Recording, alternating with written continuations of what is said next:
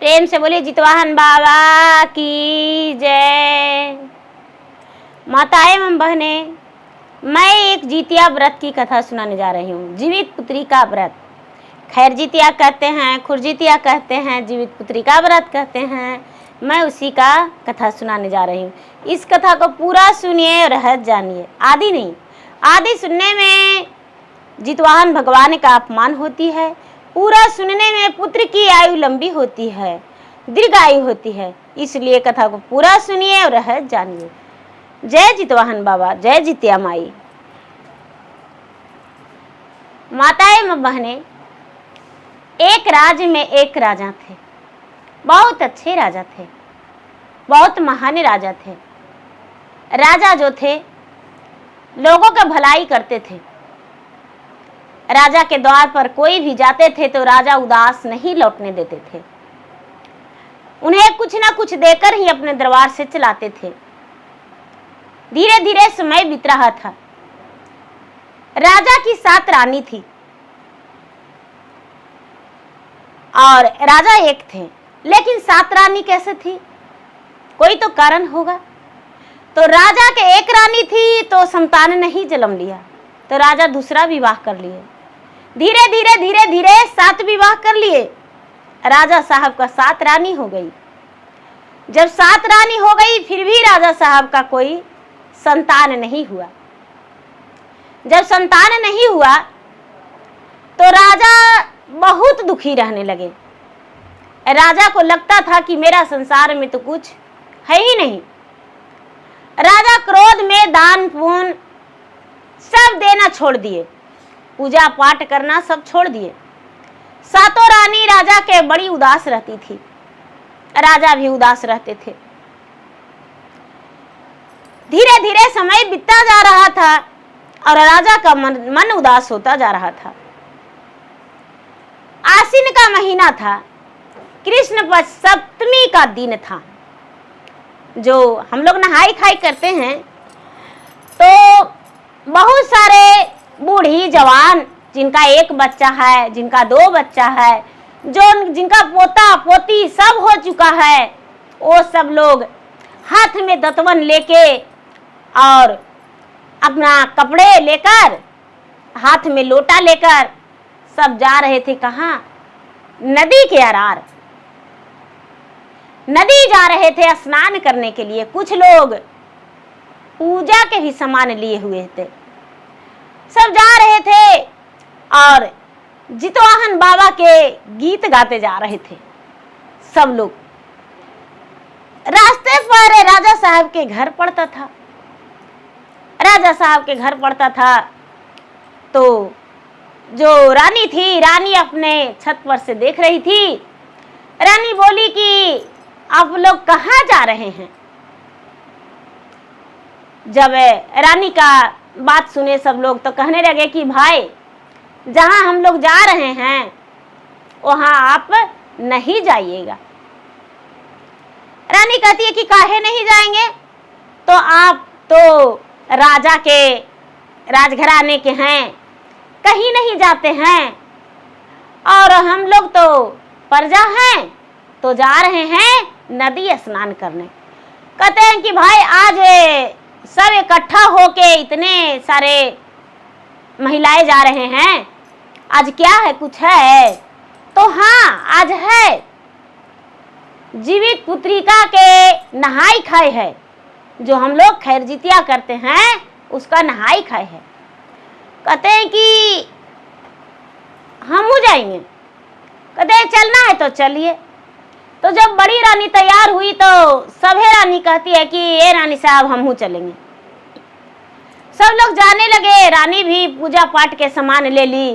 और इस में जो जितिया होता है तो आप लोग तो जानते हैं कि पूर्वज को पानी दिया जाता है, पुरखन को, जो जिनका सास नहीं है, ससुर नहीं है, माता नहीं है, पिता नहीं है, दादी सास हो गए, ये सब के पानी दिया जाता है पितरपक्ष में। कहते हैं कि पितरपक्ष में कोई शुभ काम नहीं होता है, तो ये सच बात है। लेकिन ये जीवित पुत्री का व्रत पितरपक्ष में भी किया जाता है। पूर्वजों से लोग करते आ रहे हैं तो हम लोग भी कर रहे हैं। तो सब लोग गए तो स्नान किए, स्नान करके और सब लोग अपने पूर्वज को पानी दिए और पानी उन्हें देके पूजा पाठ करके सब लोग घर आ गए। सब लोग घर आए, नहाए खाए किए। रानी जो है, रानी सातों रानी व्रत में रह गई, जीवित पुत्री का व्रत में रह गई। सवेरा हुआ तो सब लोग 12-1 बजे निकल गए घर से। नदी के आर पार एक पीपल का वृक्ष था, पीपल का वृक्ष था। सब लोग वहीं पर बैठ के और जितवाहन भगवान के गीत उत गाए, कथा उथा कहें और नदी में स्नान करके और पूजा पाठ करने लगे। तो सातों जो रानी है वो झरझर रोती है गंगा में स्नान करते समय और कहती है कि हे गंगा मैया, अगर जो हम लोग के संतान हो जाएगा सातों सौतन के, तो हम आपको नाय में सोने का मांग बनवाएंगे, सोना से मढ़वाएंगे। और गंगा मैया, हम जितिया अपन सोना के बनवाएंगे तो आपको भी हम सोना के जितिया परवाह करेंगे। हे गंगा मैया, आप हमको एगो संतान दे दीजिए। पूजा पाठ भी की तो जखनहू भी वही मन्नत की, पूजा पाठ करके घर आ गई। धीरे धीरे समय बीतने लगा, समय बीतने लगा। समय बीते बीते 4 महीना 6 महीना बीता। सातों रानी गर्भवती रह गई, सातों रानी गर्भवती रह गई। सातों रानी गर्भवती रही, कोई 1 महीना आगे पीछे ऐसे करके सातों रानी धीरे धीरे गर्भवती रह गई। समय बीते बीते बीते बीते 2 महीना 4 महीना बीता तो राजा साहब की खुशखबरी मिला। राजा साहब अपने नगर में बहुत अच्छा से खुशियां बांटे, सबको बताए। धीरे धीरे समय बीता तो रानी के ओद्र से एक लड़का जन्म लिया, बड़ी रानी के। सब लोग खुश हो गए। कुछ दिन के बाद राजा साहब के दूसरी रानी के भी लड़का हुआ, तीसरी के भी, चौथी के भी। धीरे धीरे धीरे धीरे सातों रानी के बच्चा हुआ, सातों के लड़का हुआ। सातों के लड़का हुआ तो रानी बहुत खुश हो गई। अब कहते हैं कोई भी कि आस माए, भूख माए, प्यास माए, नींद माए। सबसे बड़ी आस माए तो प्यास माए, तो भूख माए तो नींद माए। आस बड़ी बड़ा चीज होती है। गंगा मैया के आस लग गया कि हम तो उसको संतान दिए हैं, तो नाई में सोना से मढ़वाएगी और हमको सोने की जितिया देगी। गंगा मैया के तो आस लग गया। आस लग गया तो धीरे धीरे धीरे धीरे समय बीत रहा है। जितिया के दिन आ गया, लेकिन रानी जितिया व्रत नहीं की। गंगा मैया के लगा कि, जितवाहन भगवान के लगा कि अवरी में करेगी, अवरी में करेगी। धीरे धीरे धीरे धीरे बच्चा 5 साल के हो गया, 10 साल के हो गया, लेकिन रानी जितिया नहीं की। राजा साहब के सातों बेटा जवान हो गया, शादी के योग हो गया, 15 साल 16 साल के हो गया। सब लोग पहले तो छोटा छोटा में शादी कर दिया जाता था, तो सब लोग कहने लगे राजा से कि ये राजा साहब, आपका बेटा जो है शादी का योग हो गया है, तो शादी ब्याह कर देते तो अच्छा था। राजा भी सोचे कि हाँ बेटा के ब्याह कर देंगे, भाई बेटा के ब्याह काहे नहीं कर देंगे, कर देंगे। अगुआ बटुआ आया, राजा के बेटा के शादी सेट हो गया। राजा साहब सबको दिन पक्की बैठा दिए। ई दिन के तिलक है, ई दिन के मटकोर है, तो मड़वा है, तो बारात है, सब पक्की कर दिए। जब पक्की कर दिए तो राजा के बेटा के तिलक आया। तिलक में भी गंगा मैया के आस लगल था कि भाई तिलक आया है तो याद करेगा। जितवाहन बाबा के भी आस लगा हुआ है, लेकिन याद रानी नहीं की। राजा के बेटा के बारात सज गया, बारात चला गया। बारात चला गया तो से लड़की ब्याह में विदा नहीं होती थी। शादी हो गया राजा के बड़ा बेटा के। जिस राजा के यहाँ शादी हुआ तो लड़की के पिता कहते हैं कि ए राजा साहब, भाई साहब, आप लोग बारात लेकर चल जाइए, ये जो वर हैं वो अभी नहीं जाएंगे, क्योंकि मेरे घर का नियम है कि जो वर हैं वो 9 दिन के बाद है यहाँ से जाएंगे, तो आप बारात के लौटा के लेके जाइए और मेरा बेटी विदा नहीं होवेगी, आपका बेटा 9वां दिन चल जाएंगे। क्या होता है कि चाची जो ऐसा बात राजा बोले तो राजा साहब बारात माने समधी उनका बोले लड़की के पिता, तो राजा साहब बारात वहां से लौटा लिए। राजा साहब वहां से बारात लौटा लिए और लौटा के और घर ले आए। घर ले आए, सातों बेटा जो था, सातों बेटा वहीं रह गया। सातों बेटा तो पहले के बारात जो था, तो ये सब बूढ़ी दादी ये सब है, जो हमारी दादी थी वो बताती थी कि पहले बारात घोड़ा से, हाथी से, बैलगाड़ी से और पैदल जाते थे। पहले कोई साधन नहीं था, ऐसा दादी बताती थी। तो लोग के कहने के अनुसार जो है कि पहले लोग घोड़े से जाते थे, हाथी से जाते थे, तो बारात तो वहाँ घोड़ा हाथी से चल गए थे। सब बारात लौट गए, राजा के सातों बेटा लौट गया, रुक गया कि भैया भैया जाएंगे तबे हम यहाँ से जाएंगे। राजा साहब के सातों बेटा वहाँ रुक गया। 2 दिन, 4 दिन, 5 दिन, 8 दिन, 9वां दिन वहाँ से सातों बेटा अपना अपना घोड़ा लेकर और चलने लगे। तो बीच में नदी पड़ता था, बीच में नदी पड़ता था। क्या होता है कि बैसाख के महीना में नदी दोनों पूरा तूफान हो गया। जब राजा के बेटा सातों आए नदी के कोर पर घोड़े सवार होके, तो दोनों कोरा नदी, गंगा मैया के देखिए महिमा, दोनों कोर नदी तूफान हो गया। सातों बेटा शाम तक रुके लेकिन नदी के धारा नहीं रुका। केवट से कहते हैं कि ए केवट भैया, हमको उस पार जाना है, हम 7 भाई हैं, हमको उस पार जाना है। केवट बोला कि ठीक है, नाव पर बैठिए और हम सबके पार कर देंगे। राजा के सातों बेटा नाव पर बैठे और केवट जो हैं वो पार कर दिए। केवट पार करने लगे। जब आधा नदी में गया तो केवट का नाव बुड़ गया। सातों बेटा राजा के नदी में रह गया। हे गंगा मैया, ऐसा दुख किसी को मत दीजिएगा।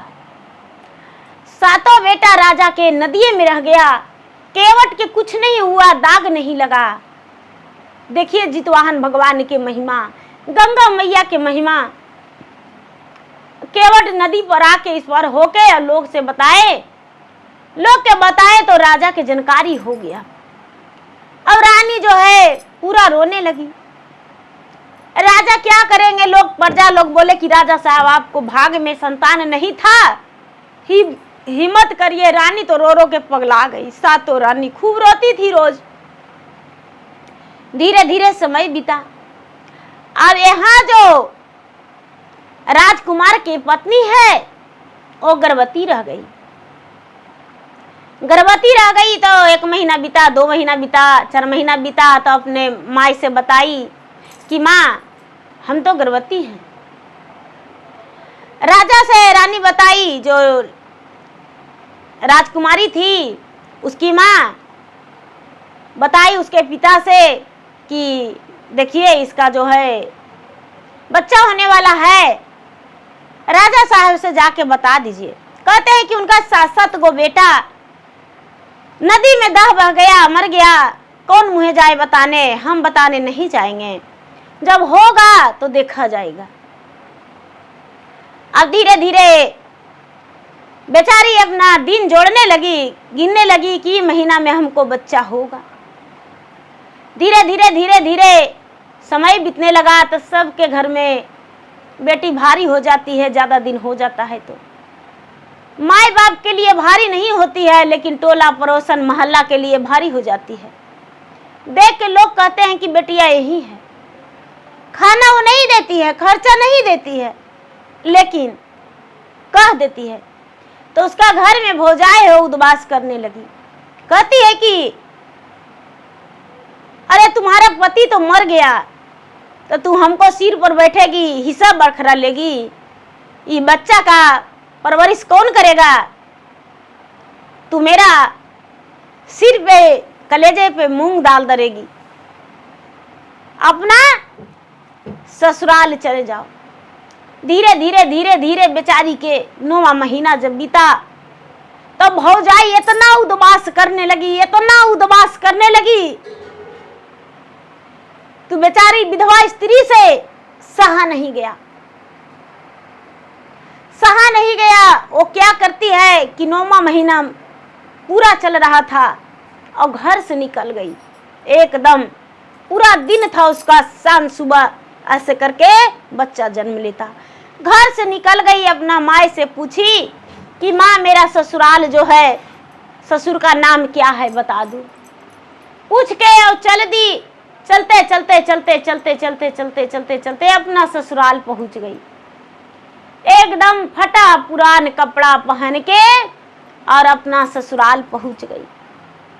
अपना ससुराल जब पहुंच गई तो दरवाजा पर सातों जो सास थी, सातों बैठल थी, राजा भी थे। तब भिखारिन के रूप में पहुंची, जाके खड़ी हो गई।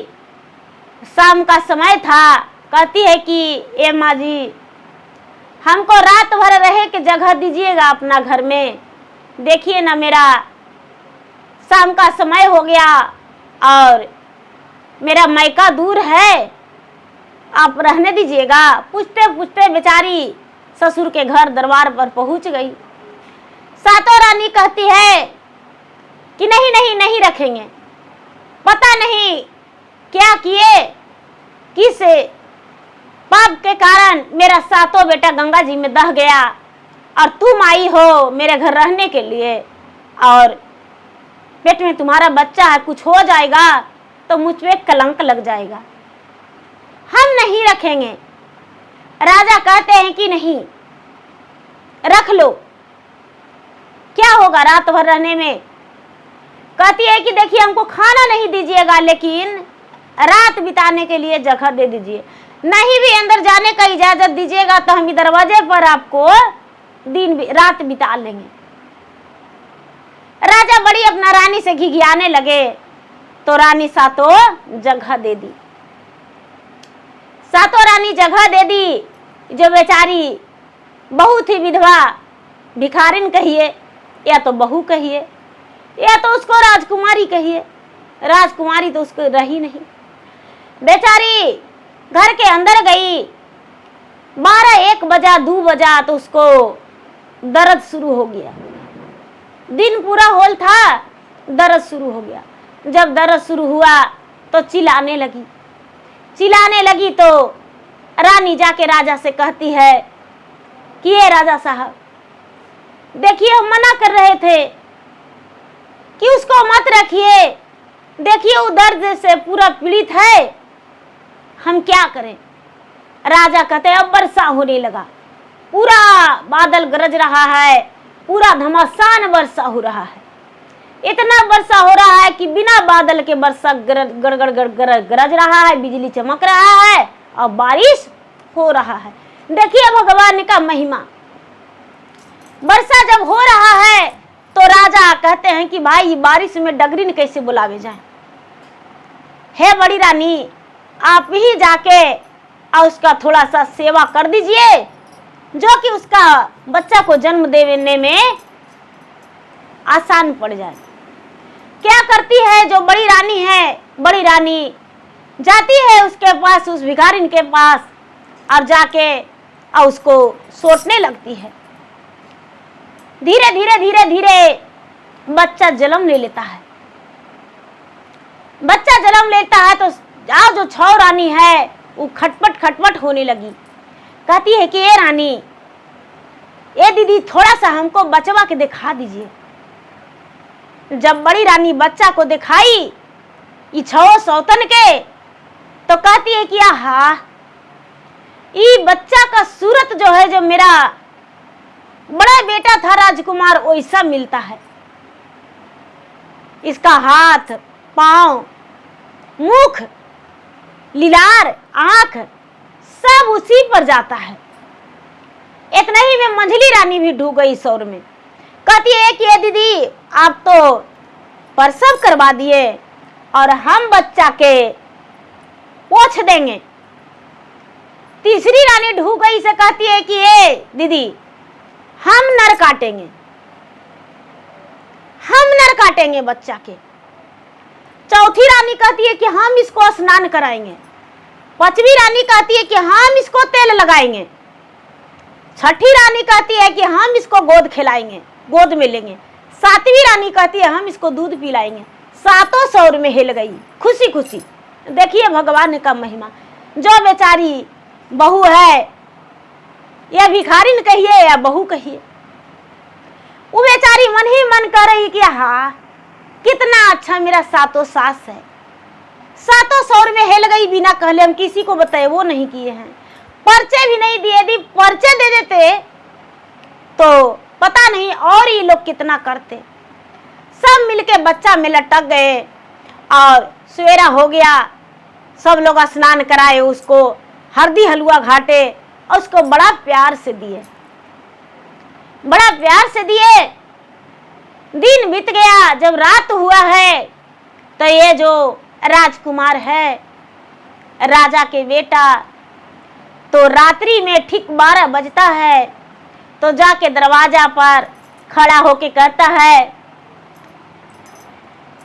खोलहु का खोलहुए सुंदर, आओ बजाड़ा के बड़ी आजी।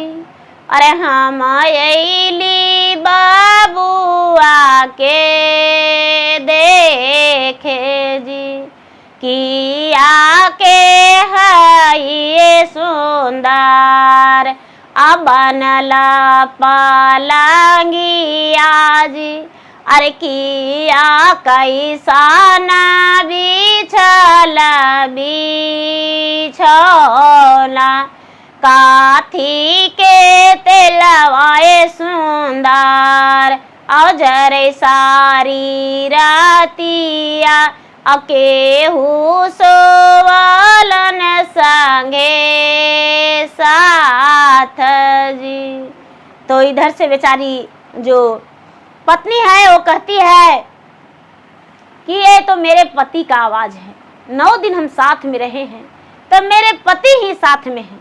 तो कहते, ये बेचारी कहती है, जाके दरवाजा खोलती है और कहती है कि चंदना के बनल जी सामी, आ बनल है पलंगिया जी, साते रंगा बिछल है बिछावन जी, सरसों के तेलवा जी सामी, और जरे सारी रतिया जी, हमें सुतली संगे साथ जी, सात ससुइया जी सामी, अब बबुआ के सेवलन जी, सोने मोठी कटल बाबू के नार जी। इतना जब राजा साहब सुनते हैं तो ये जो राजकुमार है घर के अंदर जाता है और घर के अंदर जाके बच्चा को देखता है, गोद में लेता है और उसके बाद अपने पत्नी से कहता है कि इस बात को किसी को मत बताना। पत्नी बोलती है कि हे स्वामीनाथ, आपकी विधवा बन के और आपके चौखट गोरने चलाए हैं और सब लोग पता नहीं क्या कहेंगे, नहीं पता। एक दिन तो बीत गया है लेकिन कैसे करके कितना दिन बिताएंगे, और आप क्या मेरे साथ सदा के लिए छोड़ देंगे? कहते हैं कि अभी नहीं बताएंगे, जब छठी होगा बच्चा के तब बताएंगे। राजा सुन के सवेरे बड़ी रानी से कहते हैं कि हे रानी, जिसको आप नहीं रख रहे थे वो कोई और नहीं है। कौन है? मेरा बहू है। जब बेटा नहीं तो बहू कहां से? मेरा बेटा तो गंगा में दहा गया, तो बहू कहां से आएगा? राजा कहते हैं कि नहीं रानी, और मेरा बहू है। जाके बाबू का सूरत देखिए और बच्चा के सूरत देखिए, याद कराइए। रानी कहती है कि सूरत तो मिलता है, तो सवेरे ऐसा करिए कि आज नहीं कल सातों रानी मेरे साथ रहिएगा, कल सातों रानी मेरे साथ रहिएगा। कहते हैं कि ठीक है। जो सवेरा हुआ, दिन बीता, रात बीता, सातों रानी और राजा के उसका सौर के आगे द्वार छेक के सूत गए। फिर आधी रात हुआ तो फिर से राजकुमार कहता है, खोलहु का खोल हुए सुंदर बजड़ा के बड़िया जी, अरे हम अइली बबुआ के देखे जी। कथी के पलंगी आए सुंदर, कथिए बिछावाना जी, कथी तेला जरे सारी रात जी। केहू जे सोवलन सुंदर बाबू संग सथवा जी, अरे केहू पूछलन हमारी भेद जी। जाके रानी जो बेचारी भीख मंगनी थी या राजा के बहू कहिए, जाके दरवाजा खोल दी और कहती है, सब कुछ बताती है। चंदना के पलंगी आजी सामी, असत रंग बिछावना जी, सरसों तेला जलई सारी रात जी। हमें सोवाली संग साथ, सात ससुई आज सामी, एके मोरा पीता अर्दुअरे नाछे कलन हमार। कहते हैं कि देखिए मेरे सातों सास और मेरा ससुर जो पिता हैं वो द्वार छेक के सोए हुए हैं। दरवाजा खोल दी, राजकुमार अंदर जवाने लगे तो सातों रानी अखबारी धर ली कि बेटा तुम कहाँ रहता है और मुझे छोड़ कैसे दिया? माँ तो माँ होती है, बेटा तो बेटा होता है। राजा भी लटक गए। जो राजकुमार है वो कहता है कि माँ तुम सोच लो कि गंगा माई से जो कबूल किया वो गंगा माई की नहीं दी। जीवित पुत्री का व्रत की माँ जब हम जन्म नहीं लिए थे तब, और जब हम जन्म लिए सातों भाई तो जीवित पुत्री का व्रत करना छोड़ दी। इसीलिए जीवित भगवान जितवाहन भगवान नाराज हो गए और गंगा माई नाराज हो गए। गंगा माई और जितवाहन भगवान दोनों मिलके और अपना गोद में बैठा लिए हैं। माँ छठियारी करना पूरा धूमधाम से, सबको न्योता देना। जाके नदी के अरार पर भी गंगा मैया के भी जाके पूरा पकवान चढ़ा देना माँ, और गंगा मैया के भी चुंदरी दे देना, सिंगार दे देना, ढोले बाजने जाके वहां भी चढ़ाना सबके। और जीवित पुत्री का व्रत आएगा माँ तो जो तुम गच्छी हो पूरा कर देना। सातों रानी के आंख से झरझर लोर गिरने लगा। सातों रानी के झरझर लोर गिरने लगा। कहता है कि देखो माँ जो बच्चा है उसको अरार पर बैठा देना और तुम लोग जितवाहन भगवान के नाम से गंगा जी में हेल के स्नान करने लगना और हाथ में जल लेके और गंगा मैया के, सूर्य भगवान के, जितवाहन भगवान के ध्यान लगा ले रहना, भोलेनाथ के ध्यान लगा के और हाथ में जल लेके खड़ा रहना। बच्चा अरार पर बैठल रहेगा, नदी में डूबने लगेगा, डूबेगा तो डूबने देना, उठाना मत, गोद में मत लेना। कहते हैं कि ठीक है। अब जो बच्चा के छठियारी का दिन आया तो राजा रानी बड़ी धूमधाम से छठी उसका मनाए। अब तो बहू के कहाँ उठाओ कहाँ बैठाओ लग गए सातों सास दाई के बराबर बहू के, और बड़ी सेवा करने लगी, बच्चा को भी सेवा करने लगी। गांव प्रजा जो है कहते हैं कि बाप रे राजा कितना दयालु है, एगो भीख मांगने वाली आई है, उसको बच्चा जन्म लिया है, ऐसे राजा रानी सब दाई के बराबर एकदम उसको सेवा करने लग रहे हैं कि राजे हैं जो दाई है वो ही रानी है, कितना उसको सेवा संस्कार कर रहे हैं। क्या होता है कि धीरे धीरे छठियारी तो हो जाता है, धूमधाम से राजा मना लेते हैं, धीरे धीरे समय बीतता है, बच्चा बड़ा होने लगता है और जीवित पुत्री का व्रत आ जाता है, आश्विन का महीना आ जाता है। आठों सातों जो रानी है और बेचारी जो विधवा स्त्री थी, भिखारिन थी, बहू, वो जाके आठों नदी में स्नान करती है, जितवाहन भगवान के नाम से जल देती है, अपने पूर्वजों को जल देती है और दतवन देती है।